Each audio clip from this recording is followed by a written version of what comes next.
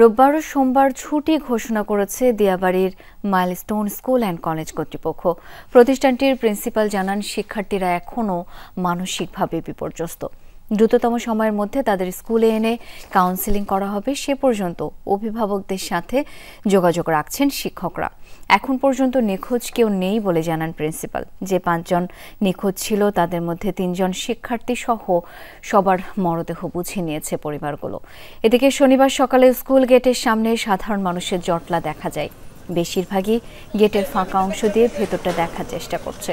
তবে আজও দর্শনার্থীদের ভেতরে প্রবেশ করতে দেওয়া হচ্ছে না। ভেতরে যাচ্ছেন কেবল স্কুলের শিক্ষক কর্মচারীরা।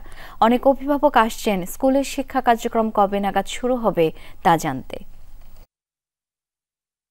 একটার দিকে ছুটি হয়ে যায়, যখন আমরা এই দিকে আসি তখন বিমানটা পড়ে।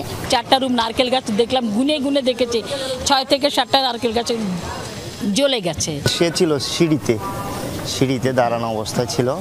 যখন বিমান ক্রাশ হয়, সে ভিতরের দিকে না গিয়ে সে বাইরে চলে আসার প্রেক্ষিতে সে বেঁচে গেছে।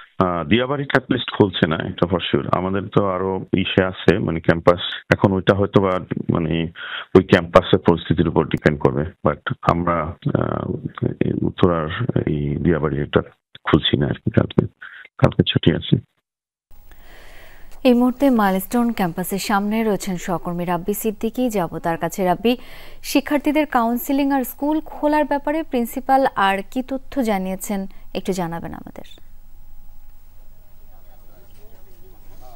হ্যাঁ শাওন, কাউন্সিলিংয়ের বিষয়টি খুব গুরুত্বের সাথেই দেখছে স্কুল কর্তৃপক্ষ। একই সাথে এই বিষয় নিয়ে কিন্তু অভিভাবকরাও কিন্তু উদ্বিগ্ন। আমার এখানে আছেন মাইলস্টোন স্কুল অ্যান্ড কলেজের স্কুল শাখার 3 শিক্ষার্থী, তারা সেদিন সেখানে উপস্থিত ছিলেন।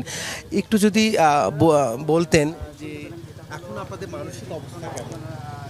আমাদের মানসিক অবস্থা জিজ্ঞেস করার আগে, আমরা তো কলেজের স্টুডেন্ট, আমাদের জিজ্ঞেস করার আগে থেকে যে ছোটো বাচ্চাগুলো দেখছে তাদেরকে আপনারা জিজ্ঞাসা করতে পারেন। আপনারা নিজেরাই দেখেন, আপনারা নিজেরাই প্রশ্নের উত্তর পেয়ে যাবেন।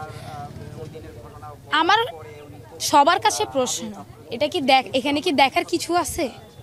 এটা কি কোনো পার্ক বা এখানে মজার কিছু হইতেছে? এই যে মানুষগুলো সেখানে ভিড় করতেছে, দেখতেছে, খাইতেছে, মুড়ি খাইতেছে, আখের রস খাইতেছে, এগুলো তো এখানে করার জায়গা না।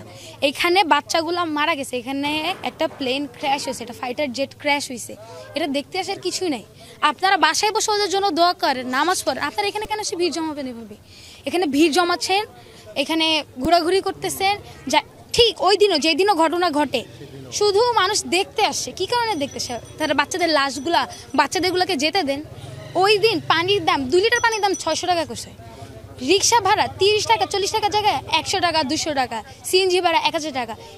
এগুলোর কি কোনো বিচার? অমানবিক হয়ে যাচ্ছে কি দিনকে দিন? আমরা অমানবিক হয়ে যাচ্ছে না, আমরা অমানবিকই।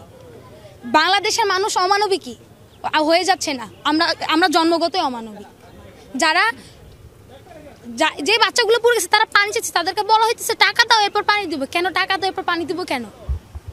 কারণ শুনতেই পাচ্ছেন আসলে এই শিক্ষার্থী তার ক্ষোভের কথা জানাচ্ছেন এবং বলছেন যে আসলে আমরা অমানবিক হয়ে যাচ্ছি। আপনি দেখেছেন যে কত হাজার হাজার মানুষ এখানে জটলা করেছে। এই আহতদেরকে অ্যাম্বুলেন্সগুলো ঠিকমতো বের হতে পারেনি এবং এতে করে কিন্তু অনেকেই কিন্তু আরও মৃত্যুর যে আশঙ্কা সেটা কিন্তু আরও বেড়ে গেছে। সব মিলিয়ে এই স্কুলের এই কলেজের শিক্ষার্থী, অভিভাবক সবাই একে তো ক্ষোভ তাদের ভিতরে, সেই সাথে তারা এমন বাংলাদেশ বা এমন মানবিক দেশ, তারা অমানবিক দেশ তারা কিন্তু চাচ্ছে না। আমরা আসলে কেউই সেটি প্রত্যাশা করি না একেবারেই। রাব্বি, ধন্যবাদ আপনাকে।